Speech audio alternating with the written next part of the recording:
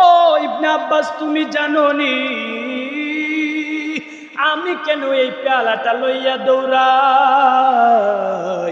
কারবালার প্রান্তরে খবর লইয়া দেখো, ওই প্রান্তরের মধ্যে আমার নাতিকে বেঈমানরা শহীদ করে দিছে।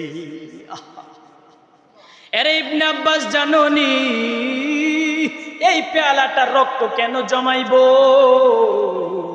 কাল কিয়ামতের ময়দানে আমি আমার আল্লাহর কাছে দরখাস্ত করব, মালিক রে, এই পেয়ালার মধ্যে আমার হোসাইনের রক্ত, আজকে এই রক্তটা দেখাইলাম, আমি তাদের বিচার চাই, তুমি বিচার করো।